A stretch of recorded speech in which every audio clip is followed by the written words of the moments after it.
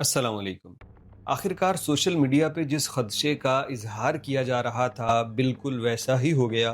سی C D جس نے جرائم کے خاتمے کے لیے بھرپور کام کیا، لیکن کہا جا رہا تھا کہ اسے اگر آپ اتنے زیادہ اختیارات دیں گے تو یہ آگے ان کو غلط استعمال کرے گی۔ اسی سلسلے میں ایک کیس سامنے آیا ہے۔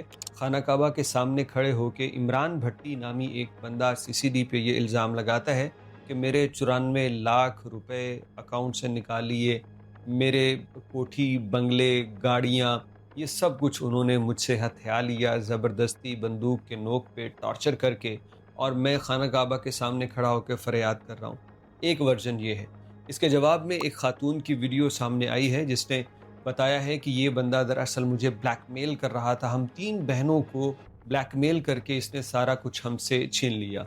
ابتدائی طور پہ اگر میں آپ کو بتاؤں تو خانہ کعبہ کے سامنے کھڑے ہوئے بندے کی بات بھی ایسی نہیں ہے کہ اس پہ یقین کر لیا جائے، اور نہ ہی ان خواتین کی، ایک خاتون کی جو ویڈیو آئی ہے اس کی بات بھی کوئی ایسی نہیں ہے کہ بندہ فوراً سے اس پہ یقین کر لے۔ سسپیشیس معاملات ہیں۔ تو آج ہم ان دونوں پہ بات کرتے ہیں۔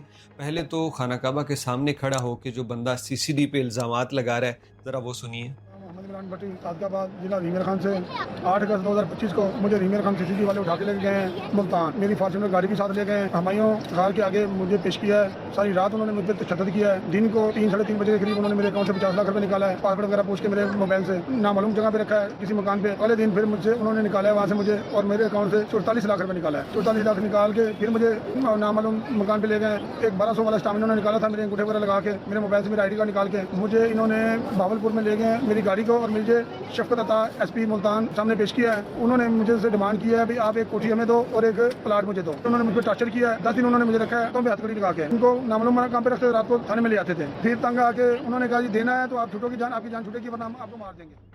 تو یہ ایک لمبی ویڈیو تھی جس میں کچھ حصے ہم نے آپ کو اس بندے کے سنائے۔ یہ الزام لگا رہا ہے کہ میرے ساتھ یہ کیا اور اب میں جان بچا کے یہاں سعودی عرب میں بھاگا ہوں۔ اب اس کے جواب میں ایک خاتون کی ویڈیو سامنے آئی ہے، وہ بھی ذرا آپ مختصر سے دیکھ لیجئے۔ میرا نام شازیہ ہے، ہم 3 بہنیں رحیم خان کی رہائشی ہیں۔ عمران بھٹی نامی جو ایک منشیات فروشت اور جواری بلیک میلر ہے، اس نے خانہ کعبہ میں جا کے جو سی سی ڈی کے خلاف جھوٹ پر مبنی بیان دے رہا ہے وہ سراسر غلط ہے۔ اصل حقیقت یہ ہے کہ ہم 3 بہنیں ہیں، اس بندے نے ہماری کمپیوٹر کے ذریعے ویڈیو بنا کے ہمیں بھیج کے بلیک میل کرتا تھا، اور ہماری قیمتی جائیداد، ہمارے بنگلے، ہمارے پلاٹ، ہماری گاڑی، ہماری جولری، وہ سب اس نے ہم سے لے لی اور اپنے نام ٹرانسفر اور اپنی بیوی بچوں سب کے اپنے نام کروا لی، سارا کچھ جو کہ ہمارا۔ ہم نے کافی اداروں کے پاس جا کے وہ درخواست دی، ہماری سنی نہیں گئی۔ ہم سی سی ڈی کے پاس درخواست دی، انہوں نے ہماری FIR دی کہ وہاں جا کے جھوٹ پر مبنی بیان اور ہمیں بدنام کر رہا ہے اور ہماری ویڈیو وائرل کرنے کی دھمکی دے رہے۔ خدا را ہماری چٹا صاحب سے اپیل ہے، اداروں سے، مریم بی بی سے، پلیز ہماری مدد کریں۔ تو معاملہ کچھ یوں ہے کہ یہ خواتین پہلے اس بندے کے ہاتھوں بلیک میل ہوتی رہی ہیں، اور پھر ان خواتین نے سی سی ڈی میں اپنا کیس رجسٹر کرایا تو سی سی ڈی نے یہ سارا کچھ واپس لے کے دیا، اور معاملات ابھی بھی چل رہے ہیں۔ اور عمران صاحب وہ سعودی عرب عمرے پہ گئے ہوئے ہیں، ان کے خلاف ابھی بھی پرچے اور ساری چیزیں ہو رہی ہیں۔ عمران بھٹی نے کہا ہے کہ مجھے اداروں نے اپنے ذاتی سیلز کے اندر رکھا ہوا ہے، جبکہ وہ خود ابھی سعودی عرب ہے۔ تو ایک بات تو طے ہے کہ سی سی ڈی کے ہاتھوں اگر بندہ قابو آئے تو وہ اس طرح سے باہر تو جا نہیں سکتا۔ جب FIR وغیرہ سب کچھ اس کے اوپر درج ہیں تو پھر تو اس کی سیدھی سیدھی عدالت میں کیس لگنا تھا، ضمانت یا ریمانڈ، اس کی توثیق ہونی تھی، وہ نہیں ہوا۔